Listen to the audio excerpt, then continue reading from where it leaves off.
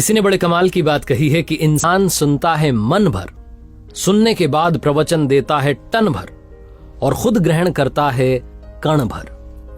नमस्ते दोस्तों, मैं हूं आरजे कार्तिक। एक गरीब आदमी एक बार घूमता घामता एक राज्य की राजधानी में पहुंच गया। जिस दिन वो वहां पहुंचा उस दिन वहां समारोह हो रहा था, उत्सव चल रहा था। उसने पूछा लोगों से कि भाई यहाँ क्या चल रहा है, तो एक ने बताया कि यहाँ पर हस्ती पटबंधन समारोह चल रहा है। इसने पूछा भाई क्या होता है इसमें, तो इसे बताया गया कि यहाँ पर क्या होगा, अभी थोड़ी देर में शाही हाथी आएगा और इस रास्ते से गुजरेगा। उसकी सूंड में एक माला होगी, उसने वो माला जिस व्यक्ति को पहना दी उसे इस राज्य का राजा अगले 5 साल के लिए बना दिया जाएगा। जहां इस व्यक्ति ने बात सुनी, गरीब आदमी ने उसने कहा अपन भी खड़े हो जाते हैं लाइन में, क्या पता अपनी किस्मत चमक जाए और शायद आज मेरा दिन है कि मैं घूमते घामते यहां पहुंच गया हूं। ये भी खड़ा हो गया लाइन में। जैसे ही वो हाथी आया, शायद उस दिन प्रभु को यही मंजूर था, यही कृपा थी। वो हाथी आया, उसकी सूंड में माला थी, उसने वो माला इस गरीब आदमी को पहना दी और जैसे ही इसके गले में माला डली, लोग जयकारे लगाने लगे कि क्या बात है, मैं अपना अगला राजा मिल चुका है। राजपुरोहित ने से बुलाया, इसका तिलक किया और कहा अब आप सुन लीजिए शर्तें। तो इसने सोचा शर्तें भी है, तो इसने कहा बताइए क्या बात है। तो राजपुरोहित ने कहा कि आपको अगले 5 साल के लिए इस राज्य का राजा बनाया जा रहा है, लेकिन 5 साल के बाद आपको ये राज्य छोड़ के जाना पड़ेगा, ये राजधानी छोड़ के जानी पड़ेगी। जंगल में एक नदी है जिसमें बड़े बड़े मगरमच्छ घड़ियाल हैं, वो उनसे मुकाबला करना होगा, अपनी ताकत दिखानी होगी। अगर आपने ताकत दिखा दी तो आप वो नदी पार करके जंगल में उस तरफ एक गांव है प्यारा सा सुंदर सा, वहां जाके अपना जीवन बिता सकते हैं। कुछ लोगों ने ऐसा किया है, कुछ लोग अपना जीवन गंवा चुके हैं। अब आप बताइए कि क्या आप 5 साल के लिए राजा बनने के लिए तैयार हैं?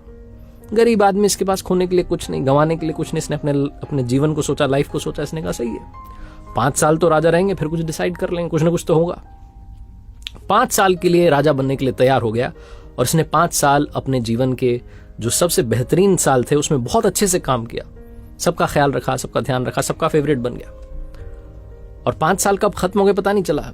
विदाई का दिन आ गया, लोगों की आंखें भर आई, कितना अच्छा राजा हमें छोड़ के जा रहा है। लोग रोने लगे कि इस बेचारे को अब यातना सहनी पड़ेगी। वो नदी जो है उसमें मगरमच्छ घड़ियाल सब मिलेंगे, क्या पता मर ना जाए। ढोल नगाड़ों के साथ में विदाई हुई, जंगल में पहुंचे। उस नदी के इस किनारे पर इसकी विदाई के लिए लोग तैयार थे, लेकिन जैसे ही इसने प्रणाम किया सबको कि धन्यवाद, बहुत अच्छा रहा, चलने लगा, तो लोग चौंक गए।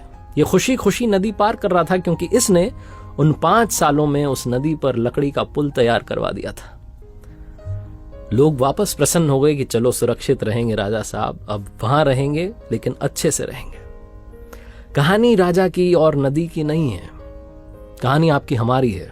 हमें भी एक लिमिटेड पीरियड मिला है जिसमें हम इस मनुष्य रूप में आए हैं, लेकिन अब हम पर डिपेंड करता है कि क्या हम जब यहां से जा रहे होंगे तो क्या हम इस भवसागर को पार करने के लिए वो पुल तैयार करते हैं, अच्छे कामों से, दुआओं से, प्रार्थनाओं से, मेडिटेशन से, कि जब हम ये दुनिया छोड़कर जा रहे हों तो हमें यातनाएं ना सहनी पड़े, हमें ऐसी जगह ना जाना पड़े जिसे नरक कहते हैं।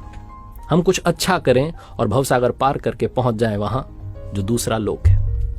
ये छोटी सी कहानी बस यही सिखाती है कि अच्छे कर्म करते चलिए, दुआएं कमाते चलिए, बाकी सब वो देख लेगा। एक बार फिर से वही बात कहूंगा जो अक्सर कहता हूं, अपनी सच्ची मेहनत, अपनी फैमिली के प्यार और ऊपर वाले के आशीर्वाद के साथ कर दिखाओ कुछ ऐसा कि दुनिया करना चाहे आपके जैसा।